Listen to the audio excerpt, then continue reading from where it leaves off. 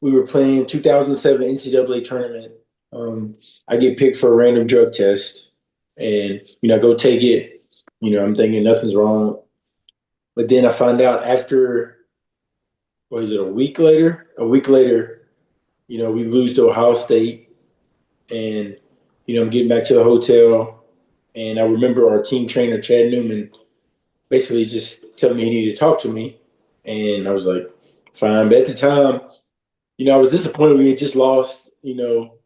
On the verge of being in the Elite Eight. We just got beat by Ohio State by 1 point. And I remember it was actually on the elevator at the hotel. Chad said, "Okay, Chris, get dressed, get your shower, and come back and meet me in the lobby." And I didn't think nothing of it, but looking at his face, I knew something wasn't right. I didn't know what, but something wasn't right. And I ended up coming back downstairs, and he told me I failed the drug test, and he just asked me like, "Is there anything you want to tell me?" And I'm just like, "No, I don't." Then we went to like our strength coach, like the supplements he was giving us, in the weight room. I'm like, I'm drinking what everybody else is drinking. I didn't do anything on my own. And it says, okay, well, just something's not right with it. So now I'm a little nervous now because I don't know what's going on. I don't smoke, so it was crazy. So we get back to Knoxville, and we go to a couple different doctors to see what's going on. And I remember, I think it was the last doctor we went to. Basically, said it was definitely cancer. Like he could tell. Examined my body and told me it was cancer. So that's how it came about, just like that. And it was just it was a tough because at that time I was 20, and I didn't know much about cancer. When I thought of cancer, I thought it meant I was about to die. So I didn't know how much time I had left, and it was scary for sure. And we told my parents, and that's how it went down. And you didn't tell your other players that you were going through treatment, right? No, no, we kept it a secret. Yeah, we kept it all a secret. So that was around March. So it was crazy. My 21st birthday, I had surgery for the cancer. On my 21st birthday, I had surgery, and I had sprained my ankle earlier that year in the season, missed 2 weeks. So that was the thing we used. Like Chris's ankle's bad; he can't work out with the team right now for the next few weeks, and so that was what we told the team. I'm so sorry that you had to go through that. Um, but you were cancer free fairly soon, right? Yeah, Like, yeah, yeah. So I had the surgery, got everything. I had the radiate. I did the radiation for I think it was 3 weeks, and I was cancer free. But if I had to go every time I got back from playing overseas in the summer, I would go to the doctor for checkups. And after 5 years, if there's nothing there, you don't have to go anymore. uh, why don't you tell me a little bit about your time since graduating? Since graduated, see, graduated in 2008.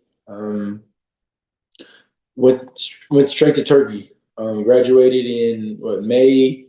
In mid August, I was in Turkey playing in the Turkish league my first year professionally, and did that for a year. 2000, that was 2008, 9, 2009, 10.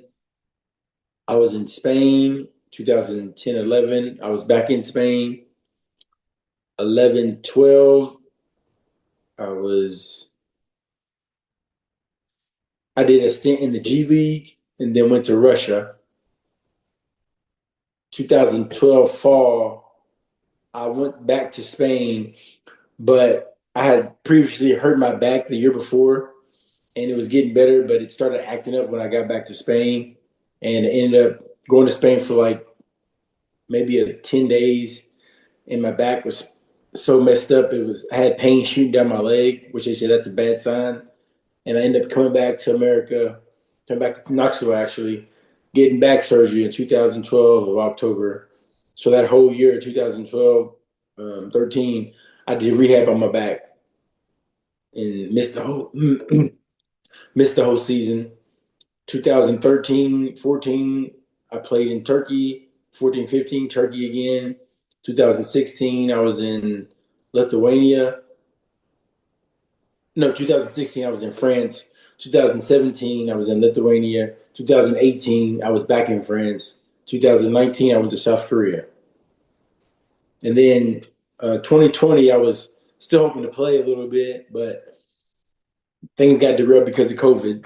You know, 2021 I was still hoping to play, but it didn't look good at the time because I was older and it's been so long since I played. In 2022, I think I officially realized like, basketball career was over, 22, 23. I was still training, working out, hoping maybe, but like it's like I knew. But it was so hard because that's all I've known my whole life, training for basketball, playing. So it was like I kept working out. And I would sometimes ask myself, what is wrong? Is there something wrong with me? Why am I still doing this? Then 23, I got a chance to, or was it 24? Either 23 or 24, I got a chance to be in a NBA coaching program. So I did that. It was an online class. I did that for like 7 months, and it was basically teaching you like the life of a coach. I had assignments. I got a chance to coach in person. We met up like 4 times throughout the year at events where we got to practice coaching and go to workshops and learn. So I did that, and then started working part time for an insurance company in Knoxville and Clinton, Toyota, Fox Toyota in Clinton. Did that, and then did that the last couple years, and now I'm doing the radio for Tennessee basketball. It's really cool. What was it like being overseas that much in all these different countries with all these different languages? And it was fun. At first I struggled with it just being that far away from home for so long. It was difficult at first, no doubt. I wanted to come home and be in America, but I remember my parents telling me that you're getting paid to play basketball. And so there's nothing you should be complaining about. You should be happy and excited about it. And I remember that and saying like I'm blessed to be able to play this game for a living and get paid for it. So I just was like I'm gonna make the most of it over here, and that's what it did. That's what I did. How did you eventually, decide you were going to like move on, like from basketball? Like what were you feeling at the time? You said that was difficult. What finally made you decide like this is it?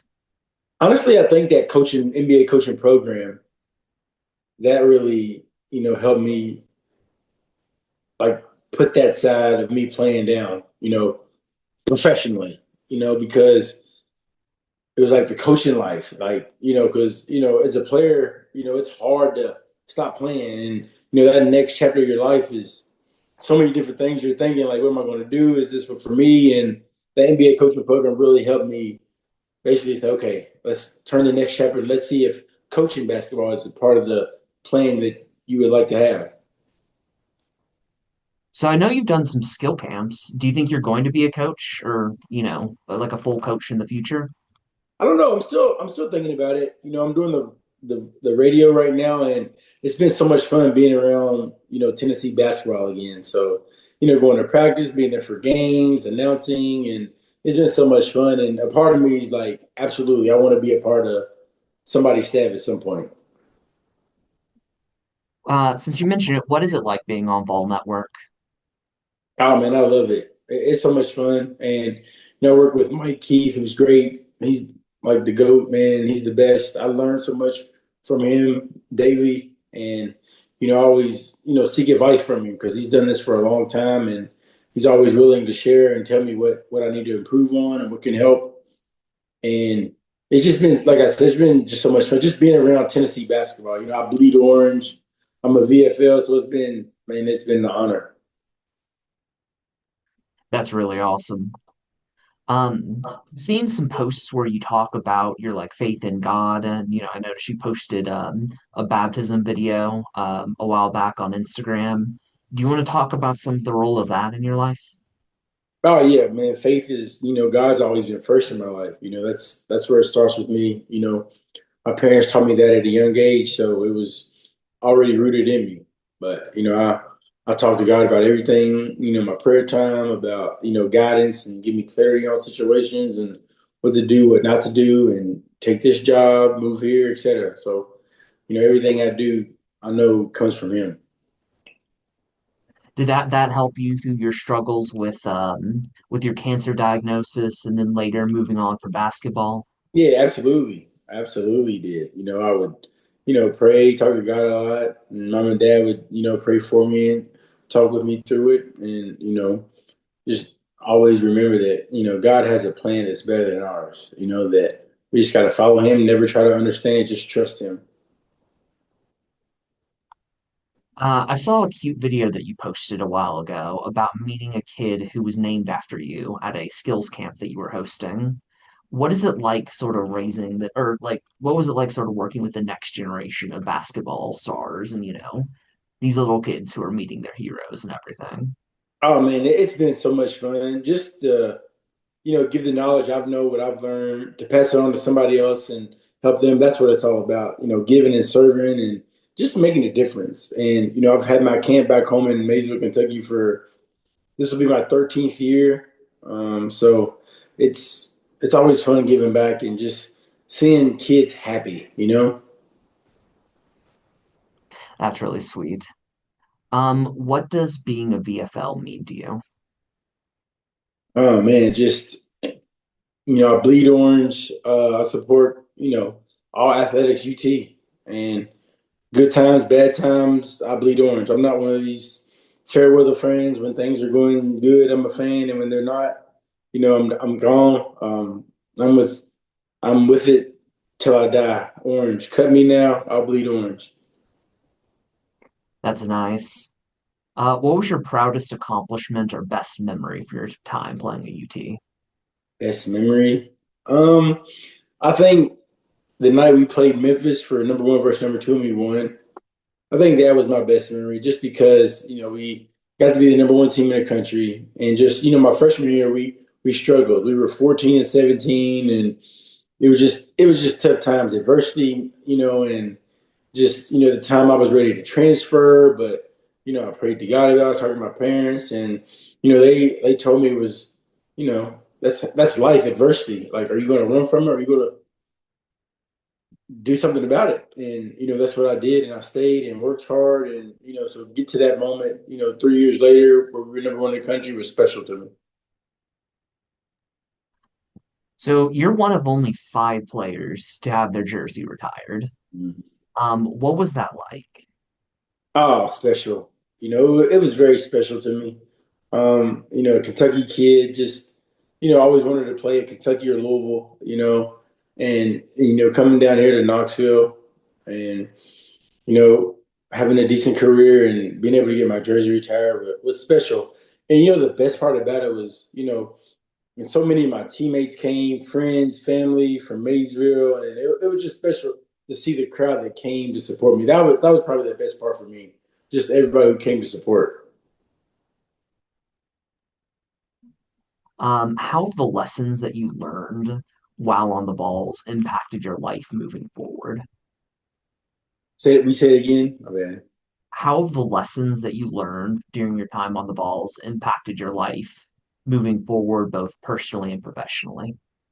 Oh, just I love sports because you're on a team, so there's no I in team, and just to be able to play with other guys, different lineups in sports. It translates to at work. You got to work with different people you may not like, people you may not get along with, but that's your job. You got to make it work. We're not asking you to be best friends, but you got to get it done. And I think that I learned a lot from that. Have you kept up with your other teammates? Like, are you still friends with some of the other players? Yeah, yeah. I still talk to all my teammates, just to keep in touch.